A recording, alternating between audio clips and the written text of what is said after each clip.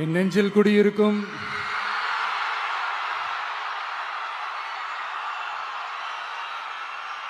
கரூர் சொந்தங்கள், உங்கள் அனைவருக்கும் என்னுடைய வணக்கம்.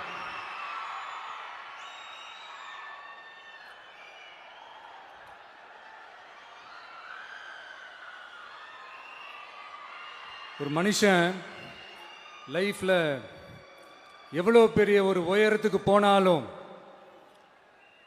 மனசளவில் சில வலிகள், காயங்கள் அதை மறக்க முடியாது இல்லையா? எல்லார் லைஃப்லையும் அப்படி தான், நமக்கும் அப்படி தான். நிறையா வலிகள், காயங்கள் எல்லாத்தையும் தாண்டி தான் வந்திருக்கிறோம். ஆனால் எல்லாத்தையும் விட ரொம்ப ஜாஸ்தியான அந்த வலியும் அந்த காயமும் எனக்கு அந்த கரூர் சம்பவம் தான்.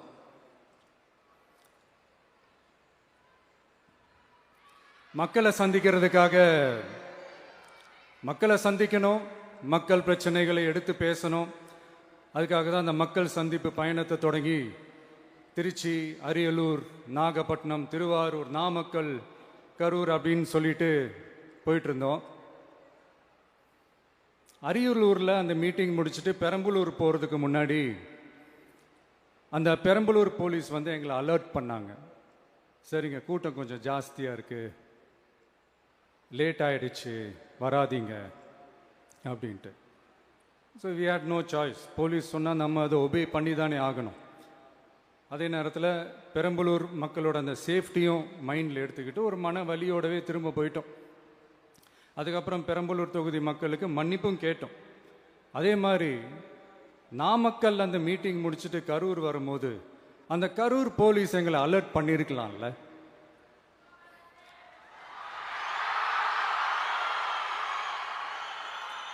இல்லை சார், இங்கே எதிர்பார்த்ததை விட கொஞ்சம் கூட்டம் அதிகமாக இருக்குது, கண்ட்ரோல் பண்ண முடியல, வராதிங்க.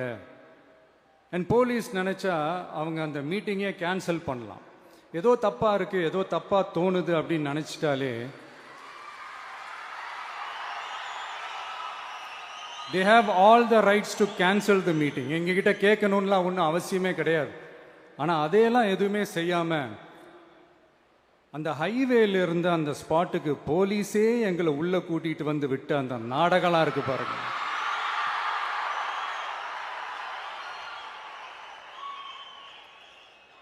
நம்பிட்டேங்க, முழுசாக நம்பிட்டேன். அன்னைக்கு இருந்த அந்த கரூர் போலீஸ் பேசும்போது தேங்க்ஸ்லாம் சொன்னேன் அவங்களுக்கு. எனக்கு தெரியாது இப்படி ஒரு நாடகம் நடக்கும். இதுக்கெல்லாம் யார் காரணம்? இதெல்லாம் யார் சொல்லி செஞ்சது? இப்படி பண்ணுங்க, அப்படி பண்ணுங்க, சப்போஸ் அப்படி நடந்தா இப்படி பண்ணுங்க, சப்போஸ் இப்படி நடந்தா இந்த மாதிரி இன்ஸ்ட்ரக்ஷன்ஸ்லாம் கொடுத்து அந்த பிரஷர் போடுறது யாரு?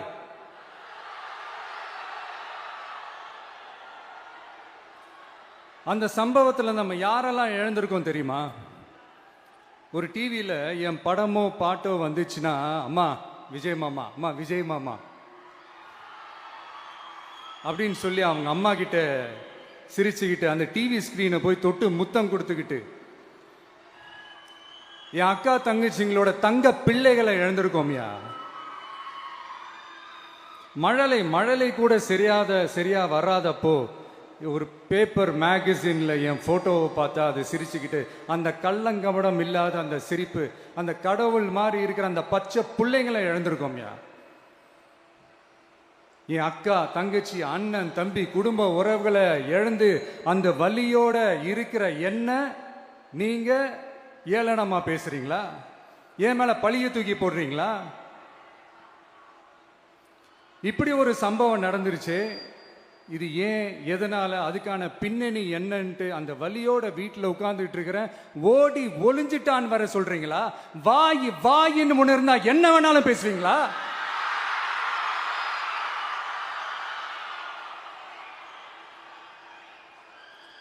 மக்களே, நான் உங்களையே கேட்குறேன், அன்னைக்கு அத்தனை க்ரௌடு இருந்துச்சு, அந்த க்ரௌடுக்கு தகுந்த மாதிரி போலீஸ் பாதுகாப்பு கொடுத்தாங்களா? இந்த இடத்தை எடுத்துக்க சொல்லி நாங்க தான் சொன்னோம்னு ஒரு போலீஸ் ஆபீசர் பேட்டி கொடுக்கிறாரு. அதுக்கு என்ன அர்த்தம்?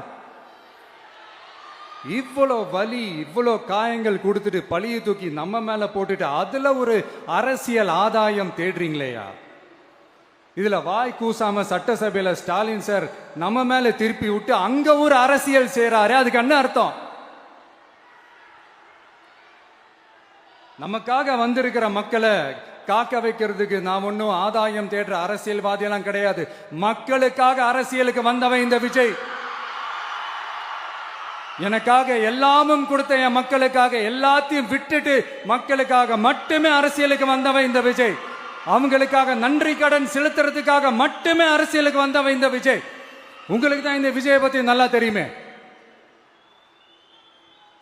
ஆனா நம்ம எல்லாருக்குமே இத்தனை வலிகள் காயங்கள் கொடுத்தவங்களுக்கு இந்த 2026 தேர்தலில் தக்க பதிலடி கொடுத்துட்டீங்க. ஆனா அது மட்டுமே பத்தாது மக்களே, அது மட்டுமே பத்தாது.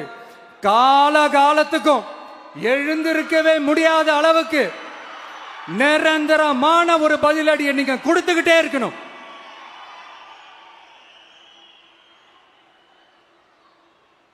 இப்படிலாம் பண்ணா நான் மக்களை விட்டு ஓடிடுவேன் நினைப்பா? யார் என்ன ஓடினாலும் நான் மக்களை விட்டு எல்லாம் ஓட மாட்டேன். அன்னைக்கும் சொன்னேன், இன்னைக்கும் சொல்றேன், நாளைக்கும் சொல்றேன், தில்லா சொல்லுவேன், கெத்தா சொல்லுவேன். பணமா ஜனமா அப்படின்னு கேட்டா என் ஜனம் தான் எனக்கு முக்கியம்.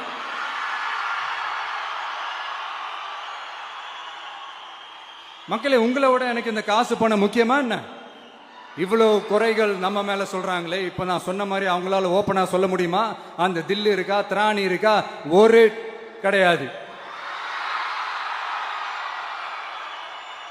ஆனா நம்ம மக்கள் அமைச்சு கொடுத்த நம்ம அரச குறைகள் மட்டும் டிசைனா மாடல் மாடலா குறைகள் மட்டும் சொல்லுவாங்க. ஒவ்வொரு டிபார்ட்மெண்ட்லயும் அந்த பார்ட்டி ஃபண்ட், அந்த கட்சி நிதின்ற பேர்ல அடிக்கிற கொள்ளையெல்லாம் இந்த தீய சக்தியா இருக்கட்டும், தீந்து போன சக்தியா இருக்கட்டும், ரெண்டு பேரும் மாறி மாறி இதே தான் செஞ்சிட்டு இருக்கிறாங்க. இதுல ஒரு ஹைலைட் காமெடி என்னன்னா, சட்டசபையில் பேசும்போது பார்ட்டி ஃபண்டுன்னு தான் சொன்னேன். அது எந்த பார்ட்டி, என்ன ஃபண்டு, யாரு, என்ன பேரு எதுவுமே சொல்ல. பார்ட்டி ஃபண்டுன்னு சொன்னவனை எடுத்தாங்க பாருங்க ஒரு ஓட்டம். எனக்கே ஃபர்ஸ்ட் புரியல, ஏன்பா ஓடுறாங்க? அப்படி என்ன நம்ம சொல்லிவிட்டோம்? அதான் அந்த குற்றம் உள்ள நெஞ்சுக்கு தான் குறுகுறேங்கும். இது எப்படி இருக்கு தெரியுமா? எங்க அப்பா பீரோக்குள்ள இல்ல, எங்க அப்பா பீரோக்குள்ள இல்ல அப்படின்னு சொல்ற மாதிரி. ஐயோ, ஏன் கேக்குறீங்க? இவங்களோட செம்ம கூத்தா இருக்குங்க, செம்ம ஃபன்னா இருக்கு. சென்னையில் ஒரு பாலம் கட்டுறதுக்காக நார்மலாக ஆகிற செலவை விட அதிக செலவில், கிட்டத்தட்ட டபுள் மடங்கு செலவில் ஒரு டெண்டர் ஒன்று விட்டுருக்குறாங்க. அதையெல்லாம் தோண்டி எடுத்து அதெல்லாம் இப்போது கண்டுபிடிச்சி கேன்சல் பண்ணியிருக்கிறோம். இன்னும் எத்தனை கோடி ஊழல், எத்தனை லட்சம் கூடல் தோண்ட தோண்ட வருமோ எங்களுக்கே தெரில. ஒவ்வொரு முகமுடியாக கிழியுது. ஐயோ, இந்த விஜய் ஒவ்வொரு கதையா எடுத்து வெளியில விட்டுருவான் போலேன்ட்டு திரும்புற பக்கம்லாம் கதறல் கதறல் கதறல், காதல் இருந்து ரத்தம் வராத குறை. ஆமா, இப்படி ஊழல் ஊறி போனவங்க இப்படிதான் இருப்பாங்க. இந்த 50-55 நாட்கள்ல அங்க செஞ்ச சில விஷயங்கள் சட்டசபையிலே எடுத்து சொன்னேன். பட் இங்க ஒரு சில விஷயங்கள் சொல்லணும்னு நினைக்கிறேன். இந்த மின்சாரத்துறையில் இதுக்கு முன்னாடி போட முடியாமல் இருந்த அந்த பதவி உயர்வை இப்போதான் எங்களால் போட முடிஞ்சது. அதுக்காக ஒரு அக்கா அழுதுகிட்டே ஒரு நன்றி சொன்னாங்களே, அதெல்லாம் உங்க கண்ணில் படாது அந்த வீடியோலாம், குறை சொல்றவங்களுக்கு. அடுத்து லஞ்சம்லாம் ஒழிக்க முடியாது, ஊழல்லாம் ஒழிக்க முடியாது, அதெல்லாம் பிளட்டிலேயே ஊறி போய் இருக்கு அப்படின்னு சொன்னவங்க போய் ஒவ்வொரு கவர்மெண்ட் ஆபீஸா பாருங்க, ஒரு பைசா லஞ்சம் இல்லை, ஒரு பைசா ஊழல் இல்ல, வேலையெல்லாம் சும்மா டக்கு டக்கு டக்கு நடக்குது. ஒரு பெரிய ஒருத்தர் சொல்றாரு, தம்பி வேலையெல்லாம் நடக்குது, ஆனா அதையும் தாண்டி எங்களுக்கு மரியாதை கொடுக்குறாங்க தம்பி, உட்கார வச்சுலாம் பேசுறாங்க. இதெல்லாம் இதுக்கு முன்னாடி நடந்ததே இல்லை. அவனை போய் பாரு, இவனை போய் பாரு, இந்த ஆபீசரை போய் பாருன்னு சொல்லி அலைய விடுவாங்க. இப்ப லஞ்சம் இல்லை, ஊழல் இல்லை, வேலையெல்லாம் உடனே நடக்குது. மக்கள் அப்படி ஒரு பெருமூச்சு ஒன்று விடுறாங்க. அதை பார்த்து நமக்கு அப்படி ஒரு ஹாப்பினஸ். இதுக்கு மேல என்ன வேணும்? ஏன் இதெல்லாம் பண்ண முடியாது? மனசுன்னு ஒண்ணு இருந்தா பண்ணலாம். இப்ப பண்ணல, அதே மாதிரி இந்த எல்என்டி நிறுவனத்தோட 18,600 crore-க்கு 3 திட்டங்கள் அந்த ஒப்பந்தம் அந்த கையெழுத்து போட்டிருக்கிறோம். கிட்டத்தட்ட 8,200 பேருக்கு வேலை வாய்ப்பு. நான் சொல்றது அந்த 3 மாவட்டத்தை சேர்ந்தவங்களுக்கே அவ்வளோ வேலை வாய்ப்பு. குறுவை சாகுபடிக்காக 134 கோடியில் அந்த சிறப்பு தொகுப்பு திட்டம் அறிவிச்சிருக்கிறோம் நம்ம விவசாயிகளுக்காக. இப்போவும் சொல்கிறேன், நம்ம விவசாய பெருமக்களே, உங்களோட இந்த அரசு கூடவே நிற்கும். பெண்கள் பாதுகாப்புக்காக சிங்கப்பெண் அதிரடி படை, அது உங்களுக்கு நல்லா முன்னாடியே தெரியும். வரப்போற அறிஞர் அண்ணா அவர்களுடைய பிறந்த நாளில் உங்க அண்ணனுடைய அரசுல தாய் மாமன் தங்க மோதிர திட்டம் அறிவிக்கப்படும். இதெல்லாம் கேட்டாங்களே, வாக்குறுதி கொடுத்தீங்களே, என்னாச்சு என்னாச்சுன்னு. இந்த தீய சக்தி மாதிரி ரியல் தாய் மாமன்லாம் கிடையாது, ரியல் தாய் மாமன். எப்படி ரியல் தாய் மாமன்.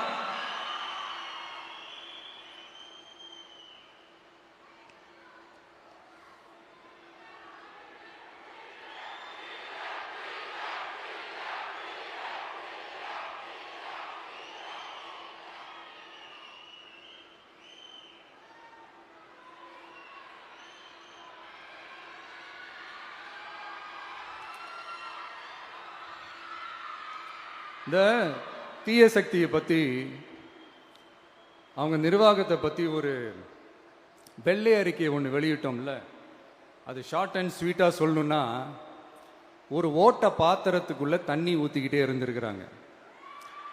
பாத்திரம் எம்டியாகவே இருந்திருக்கு, ஆனால் ஊற்றின தண்ணி தான் எங்கே போச்சுன்னு தெரில. கடவுளுக்கு தான் வெளிச்சம். அது மாதிரி இப்போ நம்ம சொன்னதெல்லாம் சும்மா ஒரு சாம்பிள் தான். இன்னும் வரப்போகிற நாட்களில் உங்கள் அரசனுடைய அந்த விஸ்வரூபத்தை நீங்கள் பார்ப்பீங்க. அடுத்து வாயத்தொடங்க சிஎம். அடாடா, உங்கள் சிஎம் நெஞ்சிலேயே குத்திட்டு வந்தீங்க பாருங்க, அதெல்லாம் வேற லெவல். பேசுங்க பேசுங்கன்றீங்க, பேசுனா எந்திரிச்சு ஓடிடுறீங்க. இனிமே பேச ஆரம்பிக்கிறதுக்கு முன்னாடி என்ன பண்ணணும் அப்படின்னா, ஒரு நண்பர் ஒருத்தர் சொன்னார், மாண்புமிகு பேரவைத் தலைவர் அவர்களே, எல்லா டோரையும் இழுத்து லாக் பண்ணுங்க அப்படின்னு சொல்லிட்டு தான் பேச்ச ஆரம்பிக்கணும் போல் இருக்கு. ஏன்னா பேசிட்டு இருக்கும் போது எந்திரிச்சு ஓடிடுறாங்க. 5 நிமிஷம் பேசினதுக்கே குளத்தூர்ல கொத்து பரோட்டா போட்டாங்க. இதுக்கு மேல பேசினா மொத்தமா முடிஞ்சிடும், பாத்துக்கங்க. நாம அரசியல் பேசினா விஜயெல்லாம் அரசியல் பேசலாமா அப்படிங்கிறது. சரிப்பா, நமக்கு எதுக்கு வம்பு, நம்ம பாட்டுக்கு நம்ம வேலையை பார்ப்போம், எதுக்கு அவங்கள பற்றி பேசிக்கிட்டு அப்படின்னு இருந்தா விஜய்க்கு அரசியலே பேச தெரில அப்படிங்கிறது. இப்படியே மாறி மாறி மேகதாது அணையை பற்றி என்ன தெரியும், விஜய் அதை பற்றி பேசலை. இப்படி நம்ம அரசியலுக்கு வந்ததுலேருந்தே ஒரு கூட்டம் குறை மேலே குறையா சொல்லிக்கிட்டு, பாட்டுக்கு பாட்டு கச்சேரி எங்களுக்கும் பண்ண தெரியும், பண்ணலாமா? இந்த மேகதாது அணை சம்பந்தமான அந்த வழக்கில் தமிழ்நாட்டோட பெட்டிஷனை சுப்ரீம் கோர்ட் எப்போ ரிஜெக்ட் பண்ணுச்சு? அப்போ யார் ஆட்சியில் இருந்தா? ஏன் ஒழுங்கா வாதாடல? நீங்க ஒழுங்கா வாதாடி இருந்தீங்கன்னா அதை ரிஜெக்ட் பண்ணியிருக்க மாட்டாங்கல்ல. ஏன் ஸ்டாலின் சார் வேணும்னே விட்டுட்டாரா? ஏன் இப்படிலாம் கேள்வி கேட்கலாமா? இப்படிலாம் கேள்வி கேட்டாதான் மேகதாது அணையை பற்றி பேசுனதா அர்த்தமா? ஏன் அந்த ஸ்டேட்டு சிஎம் பேசுறாரு, நீங்க ஏன் பேசல? அப்படின்னா நம்ம ஸ்டேட்டோட உரிமையை எங்கே நிலைநிறுத்தணுமோ அதுக்காக வேலை பார்க்கறது மட்டும்தான் முக்கியம். சும்மா சவால் விட்டுக்கிட்டு சீண்டிப்பார், நான் யார் தெரியுமா, தொட்டுப்பார், இப்படிலாம் பேசிக்கிட்டு இருந்தா வேலைக்கு ஆகாது. சும்மா பேசி பேசி பிரச்சனையை வளர்த்துக்கிட்டு யார் மேலே அது பழியை தூக்கி போட்டுட்டு அப்புறம் மக்களை அம்போன்னு தெருவில் விட்டுட்டு இப்படிதான் ஒரு அரசியல் பண்ணணும்னா அந்த அரசியல் நமக்கு தேவையும் இல்லை, அதை நம்ம செய்யவும் போறதில்லை. Talk less work more mode தான், அதுதான் நம்ம பாலிசியே. அதனால தான் சட்டசபையில் அந்த அரசினர் தீர்மானம்னு சொல்லி ஒன்று கொண்டு வந்தோம். அதை எப்படி டு டேக் இட் ஃபார்வர்ட், எப்படி கொண்டு போகணுமோ அதை சரியாக செய்வோம். சென்ட்ரல் கவர்மெண்ட்லேருந்து அந்த டீலிமிட்டேஷனை திரும்ப கொண்டு வர போகிறதா ஒரு பேச்சு ஒன்று அடிபடுது. யார் என்ன டீலிமிட்டேஷன் கொண்டு வந்தாலும் தமிழ்நாடு அது ஒத்துக்காது. நமக்கான இடத்தை யாரும் பறிக்கவும் முடியாது, அது பறிக்கவும் விட மாட்டோம். இப்படி நாம் இருக்கும்போது இந்த தீய சக்தி திமுக எங்கே போய் நிற்குது, யார் கதவை தட்டிக்கிட்டு நிற்குது, அது உங்களுக்கே நல்லா தெரியும். மக்களே, இந்த தீய சக்தியும் தீந்து போன சக்தியும் வேற வேறலாம் இல்லை, கூட்டு களவாணிங்க. சொல்ல முடியுமா அவங்களால? எங்களுக்குள்ள ஒட்டும் இல்லை, உறவும் இல்லை, அறிவிக்க முடியுமா? நிரூபிக்க முடியுமா? இந்த வரப்போற இடைத்தேர்தலில் அதை நிரூபிச்சு காட்டுங்க, அப்புறமா பேசுங்க. மக்களை, என் மனசை விட்டு கரூர் எப்பவும் நீங்கவே நீங்காது. நமக்கு ஏற்பட்ட வேதனையான சம்பவத்தை, நமக்கு எதிராக நடந்த சதிய சூழ்ச்சிய இனி வர்ற ஜெனரேஷனும் அவங்களுக்கு தெரியப்படுத்தணும்ல. அதுக்காகவே இனி ஒரு அரசியல் சதிய, அரசியல் சூழ்ச்சிய யாரும் யோசிக்கவே கூடாதுன்றதுக்காகவே கரூர்ல ஒரு நினைவு சின்னத்தை நம்ம டிவிகே சார்பா அமைக்கப்படும் அப்படின்றத அறிவிக்கிறோம். அப்புறம் கரூர்ல இருந்து ஒட்டுமொத்த தமிழ்நாட்டு மக்களுக்கும் சொல்றேன், உங்க டிவிக்கு அரசு உங்களுக்காகத்தான் உழைக்கும். அடிப்படை வசதிகளை முதல்ல நிறைவேற்றணும்.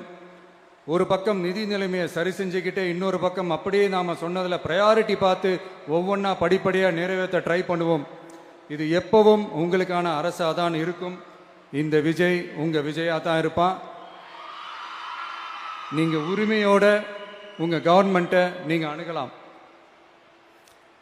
இந்த தீய சக்தி ஆட்சி முடிஞ்சு பொட்டிக்குள்ள போனதுலேருந்து என்னென்னமோ பண்றாங்க, இது ஏதோ பேசுறாங்க, சோஃபாங்கிறாங்க, வாஷிங் மிஷினுங்கிறாங்க.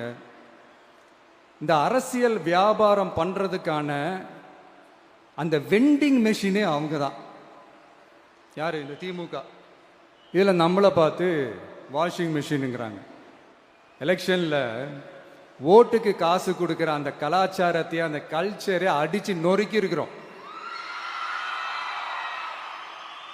எலெக்ஷன்லயே அப்படி வேலை பார்த்த நாம, நமக்கு எதுக்கு இந்த குதிரை, கழுதை, ஒட்டக பேரெல்லாம்? மக்களின் பக்கம் அப்படி இருக்கும்போது நமக்கு எதுக்கு இந்த பேரெல்லாம்? இந்த திருட்டு திமுக ஆட்சியை வச்சுக்கிட்டு ஊரடிச்சு ஒலையில போட்டு இந்த கொள்ளையை அடிச்சதுனால தான் உங்க கரூர் கம்பெனி ஓனர் ஒருத்தர்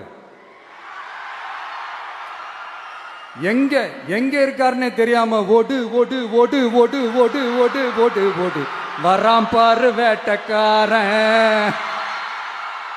ஓடினே இருக்கிறாரு. இன்னொருத்தர் ஃபாரின்ல போய் ஒளிஞ்சுக்கிட்டார். ஃபாரின் ஸ்டாலின் சார் நினைச்சிட போறீங்க, அவர் இல்லை. எனக்கு எப்பவுமே ஸ்டாலின் சார் மேல ஒரு தனி பாசம் ஒன்று உண்டு. அவர் கிடையாது, இவர் வேற. சிங்கப்பூருக்கு செக்கப்புக்கு போனார்ல அவரு. இன்னும் தோண்ட தோண்ட எத்தனை பேர் மாட்ட போறாங்களோ தெரியல. உங்ககிட்ட யாராவது லஞ்சம் ஏதாவது கேட்டாங்கன்னா கொடுக்க முடியாது சொல்லுங்க, நான் இருக்கேன் உங்களோட. அப்படியே யாராவது ஃபோர்ஸ் பண்ணாங்கன்னா, இது எங்க மகன், எங்க புள்ள, எங்க அண்ணன், எங்க தம்பி, எங்க விஜய், எங்க விஜயோட ஆட்சின்னு ஸ்ட்ராங்கா சொல்லுங்க.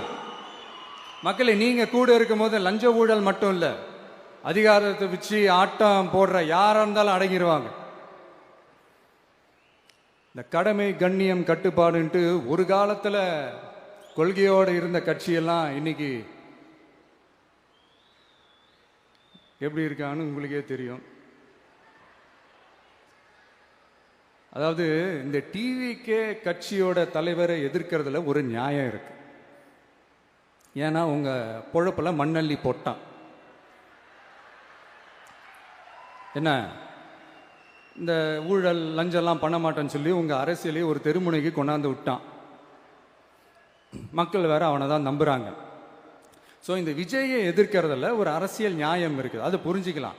ஆனால் இன்னைக்கு இந்த விஜயை மக்கள் ஓட்டு போட்டு ஜெயிக்க வச்சு ஒரு தீர்ப்பை கொடுத்து மக்களுக்காக வேலை செய்யறதுக்காக முதலமைச்சராக உட்கார வச்சிருக்கிறாங்க.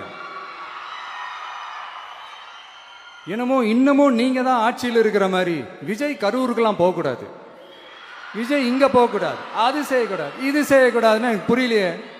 ஆட்சியில் இருக்கும் போது தான் இவ்வளோ கட்டுப்பாடெல்லாம் போட்டீங்க, எஸ்ஓபிஸ்லாம் போட்டீங்க, ஸ்டாலின் சார் ஆப்ரேட்டிங் ப்ரொசீஜர்லாம் போட்டீங்க. இப்போவும் அதே பண்ணிட்டு இருந்தீங்கன்னா என்ன சார் நியாயம்? இல்லை, நான் தெரியாம தான் கேட்குறேன். இன்னும் கனவுலையே இருக்கிறீங்களா? முதல்ல முழிச்சு வாங்க, ரியாலிட்டிக்கு வாங்க. உங்க ஆட்சியெல்லாம் வீட்டுக்கு போய் டிவிக்கேன்னு ஒரு ஆட்சி வந்து ரொம்ப நாள் ஆச்சு.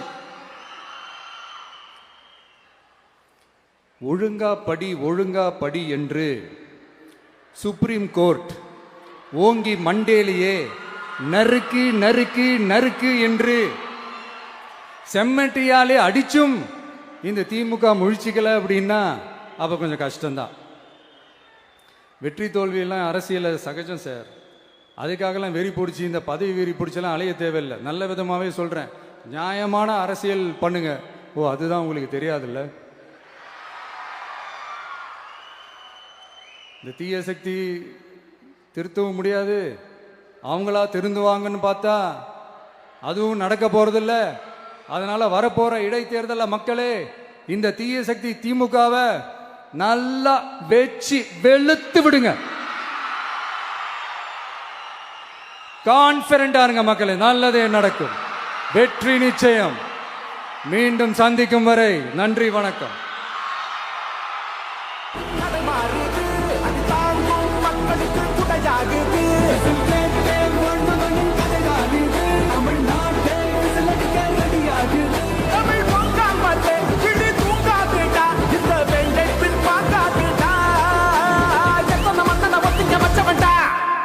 நான் தன்னந்தனியாளு, நீ நம்ம பாரு.